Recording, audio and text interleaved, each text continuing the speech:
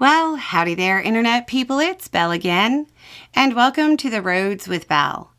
Today is January 12th, 2025, and this is episode 73 of The Roads Not Taken, which is a weekly series where we go over the news that was unreported, underreported, didn't get the coverage we felt that it should, or we just found it interesting. And then we go over a few questions from y'all. And today is January 12th, and it's National Hot Tea Day. And on this date in 1962, the United States began Operation Ranch Hand. Ranch Hand was aimed at clearing out vegetation in Vietnam using defoliants. This was primarily accomplished by using what became known as Agent Orange. The total human cost of this program has never actually been tallied. Hundreds of thousands of American veterans were or are eligible for treatment by Veterans Affairs. With that in mind, the estimates of the impact on Vietnamese civilians all seem remarkably low. And starting with foreign policy. According to Panamanian officials, the Panama Canal will remain under their control and open to every nation.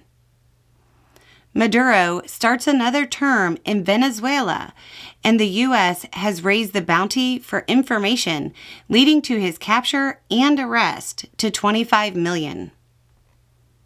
The U.S. imposed more sanctions targeting Russia's oil export capabilities. Ukraine launched a massive strike against Russian drone capabilities. Russian elites are reportedly growing weary of waiting for the war to end and worried about long-term damage to the economy. It's probably a little late to start worrying about that. Israeli jets struck at Houthi ports and a power plant in Yemen. In U.S. news, a civilian drone put a firefighting aircraft out of commission due to a mid-air collision. Please, keep your drones out of disaster areas where there are emergency aircraft present. That seems like it should be obvious. JP Morgan is ending remote work and is issuing a return-to-work policy affecting 300,000 of their employees. That's probably a sign of things to come. It looks like prosecutors will be seeking 15 years in prison for former Senator Bob Menendez. This was the Gold Bar senator. He is currently 71 years old. Speaker Johnson voted against the Inflation Reduction Act. Then he urged the EPA to grant money from it to a city in his district, money for climate change mitigation. The letter reportedly said, quote, "I understand the funds will be used to support their empowering communities with innovative solutions to reduce pollution, build climate resilience, and improve public health project."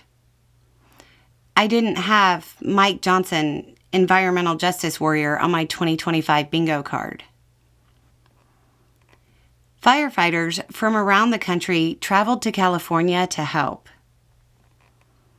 In cultural news, people are moving out of states with restrictive abortion bans, according to a study published by the National Bureau of Economic Research. The friendly behavior between Obama and Trump at Carter's funeral is still sparking social media commentary.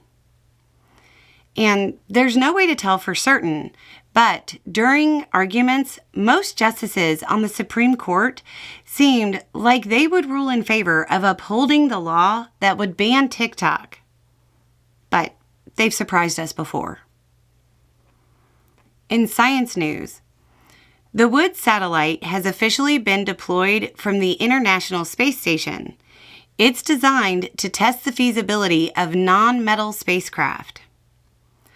OpenAI is building out its robotics team, providing a hint to the company's research and economic future.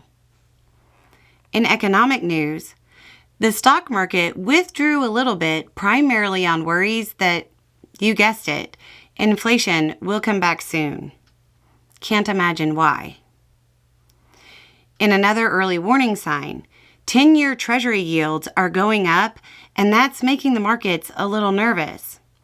This generally means stocks will go down a little and mortgage rates are headed up. Oil traders are betting on future volatility. In oddities, as AI grows in use, fears have begun to grow that it can outsmart humans. In recent tests, OpenAI's most advanced model was not capable of doing the New York Times crossword puzzle. And on to the Q&A. Why do you think Facebook is getting rid of fact-checking? If I had to guess, lies spread faster than truth. Studies have shown that's true. The faster something spreads, the more engagement it gets, the more views it gets, so the more advertising that gets shown.